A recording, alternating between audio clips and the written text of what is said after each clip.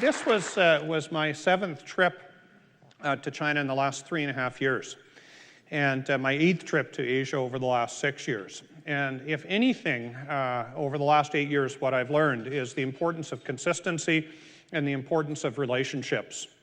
And I think that really is the message to you today, is that when we engage in a new strategy to try and build the market opportunities that exist overseas, we need to be consistent and we need to go back time and time again.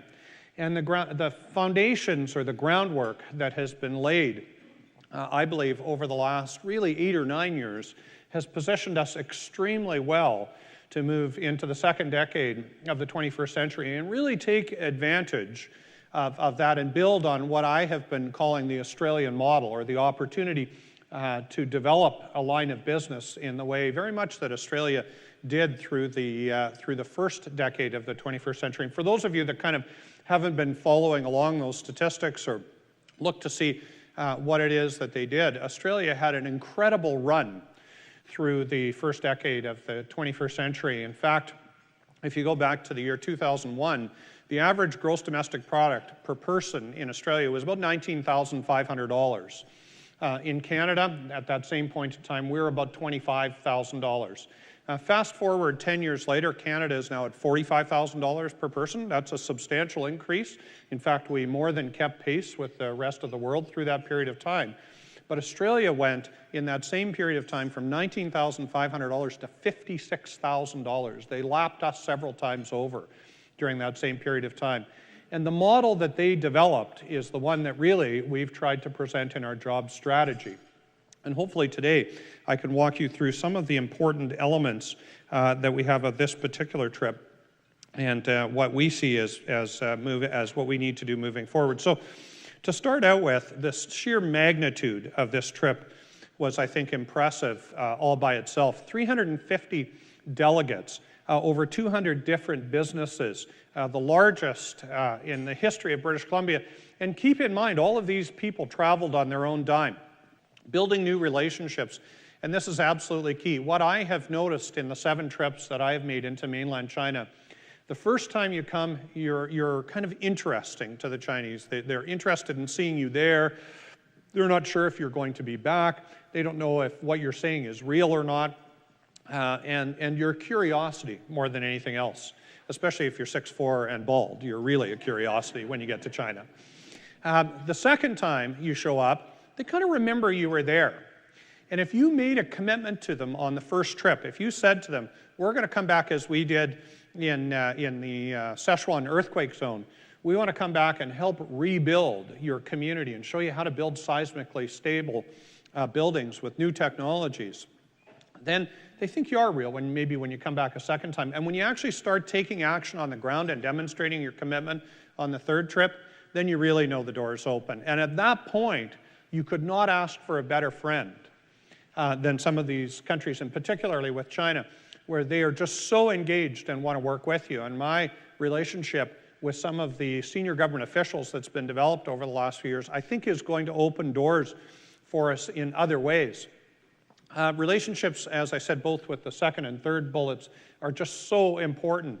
And setting the stage for our future trade missions, making sure that we have the doors open so that when we go back next time, the LNG opportunity comes to fruition. Some of the mining opportunities that we now have already, projects are underway and moving forward and very real in terms of delivering coal and hard rock minerals into the Asian marketplace. And then also forestry and international education and tourism opportunities and all the other types of businesses. And all those things, of course, wrap together into one core element, and that's jobs for British Columbians. So when we go over there and we talk about new investments with the Asians, we talk about new investments in new projects. While I am very interested in having people come and purchase existing businesses, it doesn't create new value for British Columbians. What I am interested in is a new winery that's going to be developed, perhaps a new hotel that's going to be built, or a new ski resort, or a new mine, or a new LNG plant, or something that creates incremental value for us. So it's a very focused effort on new initiatives as opposed to just any generic type of investment. You know, when we were over there, it was interesting. We talked about lots of things. We talked about, Metro Vancouver is here today, we talked about how close we are to China, to Korea, to Japan in terms of our shipping lanes, 2 days closer to China than virtually any other port. It's been very interesting to us that the Americans are accusing us now of subsidizing our port business. Have you noticed that that happens whenever we're beating the pulp out of them in a specific industry? They've been doing that around forestry for a long, long time, and we seem to win pretty well every time. I find it very fascinating that usually the Americans turn to a protectionist measure, and we have to defend our position when we demonstrate that we're better than them at some things. And I think the port business in particular is an area where we're going to continue to challenge the Americans for a long, long time. We've got huge incremental capacity in our port systems here in British Columbia, and that's one of the things that we talked a lot about. We talked a lot about our tax regime here in British Columbia, and the notion that we have the lowest taxes in the G8, and the second lowest taxes on the corporate front in the G8. And that was impressive when you told people that, because the Chinese in particular are very, very interested in tax regimes. But one of the most interesting things that we said, and I just, we talk about this so often that I just assume everyone knows this. But when we told people that we still retained our AAA credit rating, it was quite interesting to see the reaction on people's faces, because they said, well, the Americans don't even have a AAA credit rating anymore. And so it was very, very interesting. The notion that we are a safe haven, the notion that we are a place where they can come and invest and take advantage of a market opportunity in an incredibly pristine environment and still produce incremental value to the businesses that they're operating. So, So why are we doing all this? I'm sure many of you have seen this graph before. It's the OECD graph of that is expected for middle class consumption for the period 2000 to 2050. And let's just kind of ignore the first 10 years because they're behind us already, and start at the point where it says today and look forward from there. Now keep in mind that we're not expecting the United States as a real number of middle class individuals to shrink substantially. In fact, it'll probably stay about the same. But as a percentage of all middle class in the world, it will shrink, which means that both China and India are going to see massive explosions of middle-class individuals into the marketplace over the next 40 years. And it's actually the next 39 years. We're in 2011 today.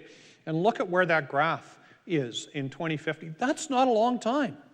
I can think back 35 years in my working career, and if I had had this knowledge and knew that's what I've got to build to in the next 35 years, it would have been an incredible advantage to have been able to build your business model around that knowledge of this is what's coming at us. And it's happening very, very quickly. So this is exciting, and I think this clearly tells us why it is that we need to stay focused on the Asian marketplace. And clearly, in my view, the importance of trade missions into both China and India, Korea, and Japan as well are absolutely critical and will pay huge dividends. I think maybe not the last time I spoke, I think the first time I spoke to you, I had relayed that in China, in Beijing or in Shanghai, if you open up the China Daily, the English-speaking version of the China Daily newspaper, and look at the weather section, they used to always show the weather for Sydney and Brisbane, but they never showed the weather in Canada. There was no Canadian city listed. For the first time when I was over there this time, Vancouver and Toronto were both listed in the China Daily. And that says to me that we're making headway. That says to me that people are starting to acknowledge that Canadian business leaders are going into China and starting to take seriously the opportunities that come from that particular country. And I thought that was a massive step forward for us. When you walk around Beijing or Shanghai in particular now, you'll see lots of signals of Canadians doing business. Fairmont Hotel chain is now in Beijing. I understand soon to be in Shanghai, soon to be, I think, in Beijing if it's not already.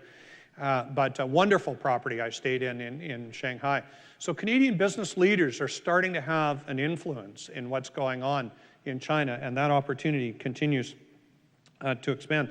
So just flipping forward to lumber for a second, I don't want to spend too much time because I know you get tired of hearing me on this one, but the lumber opportunity is just stunning over there. And what's been accomplished is just nothing short of miraculous. And it started in 2002, 2003 with my colleague Mike DeYoung, who had the vision to go over and open up what we called Dream Home Canada at the time in Shanghai, show the Chinese how to build out of wood, start encouraging them to build. We made substantial investments, continued on by Rich Coleman, and then I had the file for 3 years. Steve Thompson now has it, although I have direct linkages to it as well.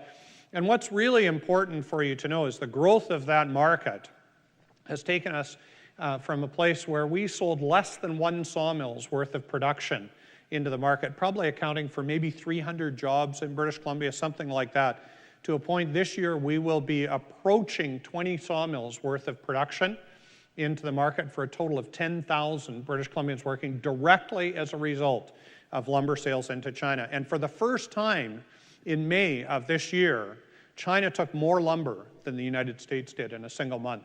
And that was repeated again in June. And while it slid back and the United States has started to take a little bit more volume and China continues to be very, very strong in the market, it will soon come a point in time where I think China does pass the United States permanently and takes more volume than the United States did. It was very interesting to me because I read a headline in one of the little local newspapers that I won't mention because they're sponsored here today, that said that the China lumber market was softening. That was the month that we only grew by 45% year over year. Anyone in here who thinks that 45% is soft, please put up your hand. I didn't think so. So we are this year, year over year growth, 100% growth, 100% growth.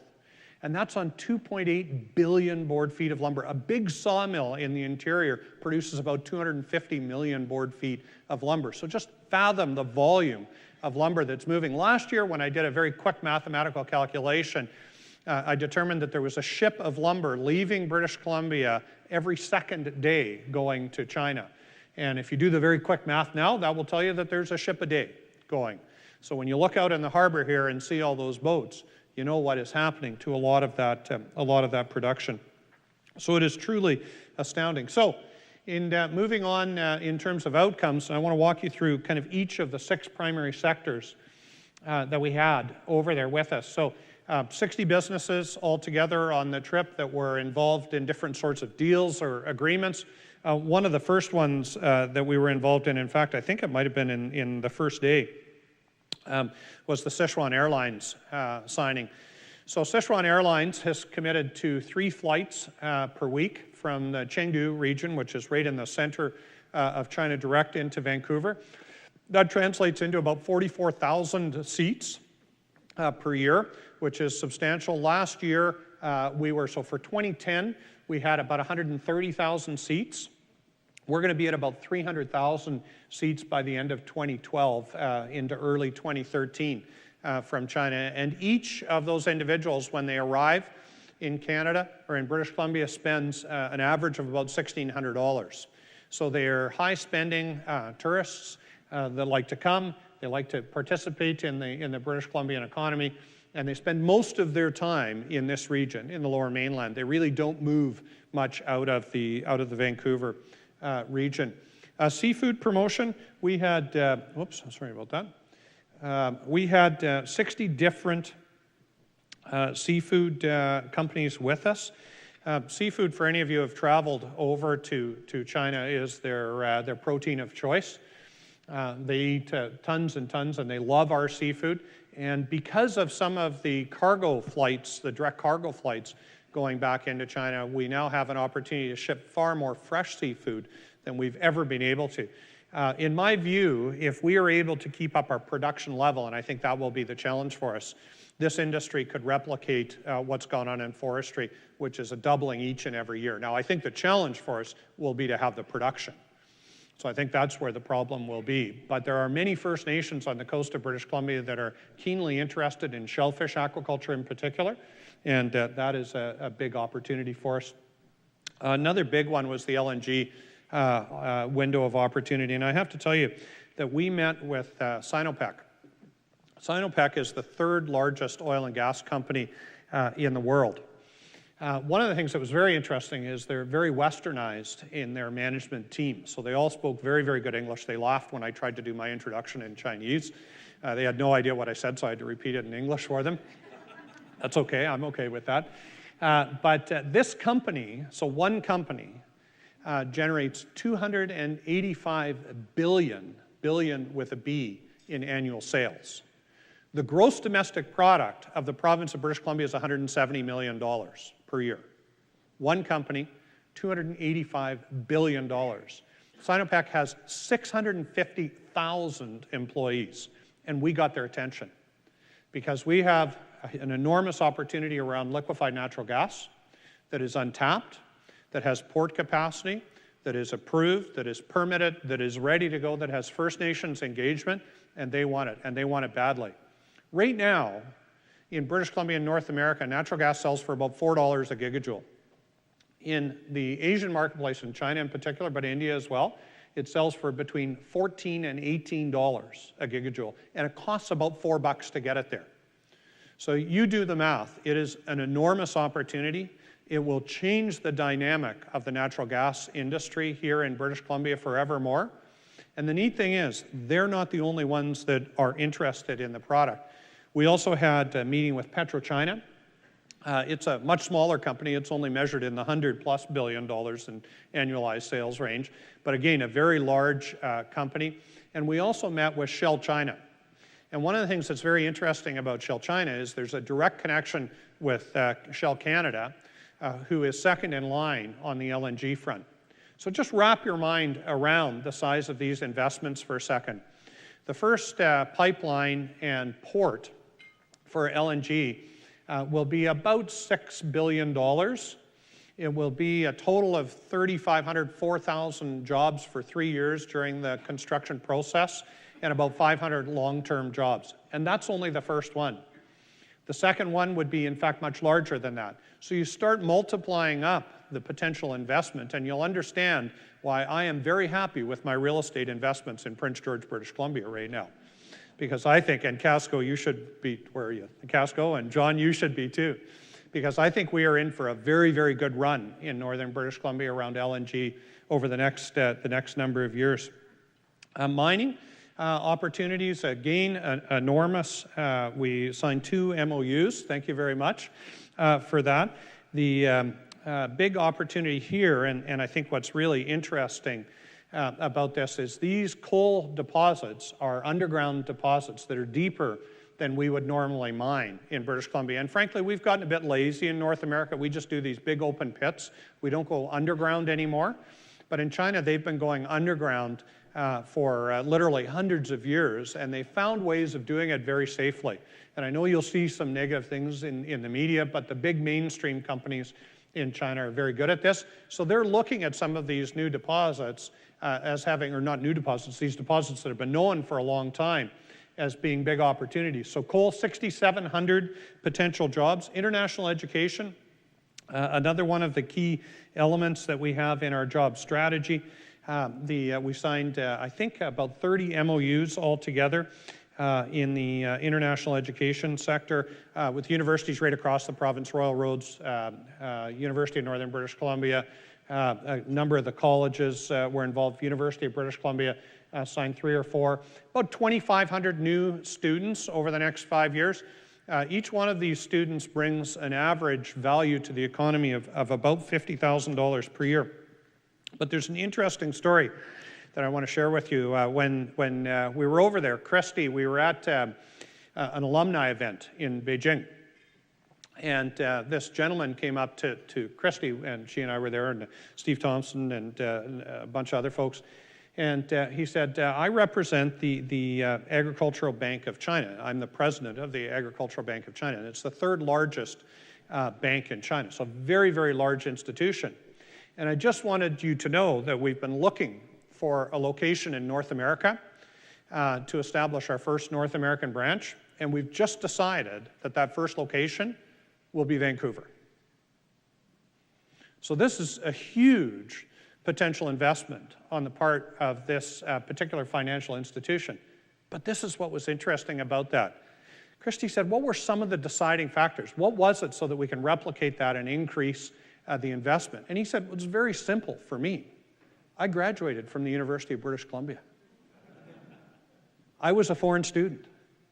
I went to UBC. I graduated from there. I went back to China. I worked my way up in the system. I became the president of the Agricultural Bank of China. And when I was thinking about where I wanted to go, it was a simple choice for me. So the opportunity around the international student presence is one that we have to embrace and welcome.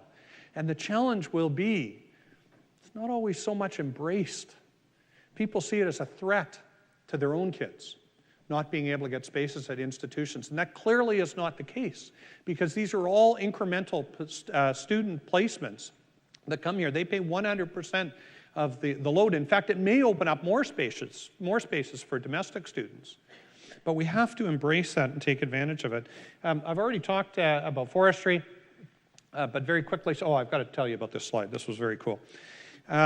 This particular trip, we sold 618 million board feet, a little over 2 sawmills worth of production for the year. But I have to tell you about this lady. So this is in Beichuan. Beichuan is the heart of the earthquake zone in China from 3.5 years ago. And in fact, Beichuan is the city where you will have seen buildings that were collapsed and total devastation. It was a town of 20,000 people, so a little bit bigger than a Quesnel or Williams Lake. Half of the people in Beichuan were killed in the earthquake. 10,000 people were killed in the earthquake, absolutely devastated.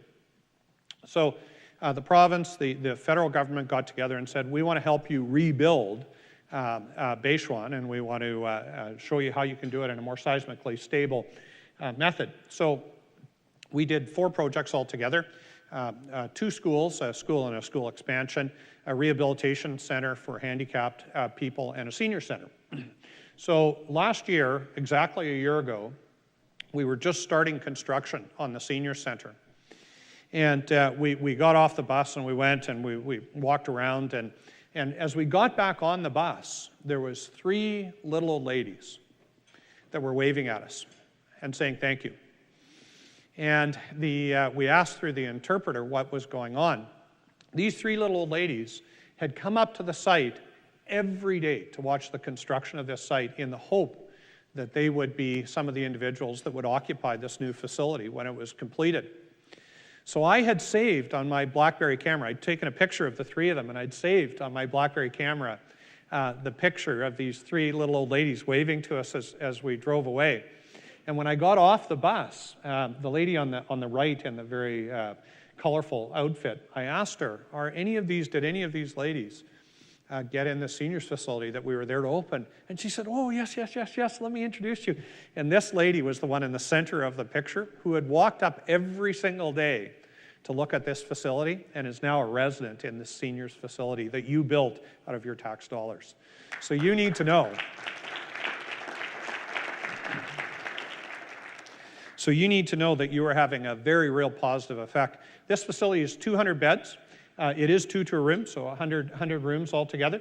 But it would be something that all of us would be proud to have our parents in, or that we would be very comfortable to live in when in our senior years. And it was just such an overwhelming thing to see these folks get back in to the facility. Talked about lumber, talked about the reconstruction projects. So we can, I should tell you one other thing. I'm a bit of a numbers guy. I spent 4 years at UBC in math, and so I tend to, that's what I do. I do numbers. So far, in the last 12 months, British Columbia has sold $1.12 billion worth of lumber into China. $1.12 billion. So again, it, I think, clearly demonstrates the impact that we've been able to have. So upcoming missions. Korea and Japan are next on our radar screen, likely late in the winter, early in the spring. The Premier is also working, because she'll be co-chairing the Council of the Federation, which is all of the premiers across Canada, to bring back, to have all of the premiers go over to China and India potentially as well, and then continue to work locally with the local councils, with the business community, with Success, with all of the different individuals to make sure that we build and maintain our relationships. So I think we had a very, very positive trip. while it was different than the ones I've participated in previously because we had 6 different sectors represented there, we saw some very, very good success. I am more convinced now than I have ever been that we can replicate what we did with forestry across the other 7 sectors that we've identified in the BC Jobs Plan. And we just have to be aggressive because everyone else in the world wants to be there as well. So when I talk about, and I'll use the LNG opportunity as my closing comments, when I talk about the LNG opportunity, right now Australia, Qatar, and the United States all want to be in the LNG business with us. They all have the natural resource. And there is a certain volume that can enter the marketplace to the point where the price benefit will no longer be at the level that it is today. And that's when you'll see the development will shrink and you won't have the expansion of the LNG business to the degree that could potentially be possible otherwise. So we need to be first in the door. And that means we've got to make some changes. It means we have to be aggressive in our willingness to engage in difficult decisions, both politically and dealing with how we get through the permitting processes in a timely fashion. Because if we don't, Australia will. I guarantee you that. They're very, very good at this stuff. They've beaten pretty well everyone else to the punch into the Chinese marketplace. But we do have a window of opportunity here because there's a couple of things that have happened in Australia lately that have upset the Chinese, and they're looking for new markets and new opportunities, and we can take advantage of that. But if we don't, Australia will beat us to the punch, or Qatar will beat us to the punch. I don't think the United States will, but it's possible as well. So if we're aggressive, if we move quickly, if we work as a team, and if we keep our eyes on the ball, we do not have to suffer the consequences of the economic turmoil that's going on in Europe and in the United States right now. We can come through this period of a time much stronger than we would have ever anticipated we'd be because, as the Premier says, if there is an Asian city outside of Asia, it's right here in Vancouver. And let's take advantage of that because that is what makes us different. Thank you very much for having me here today.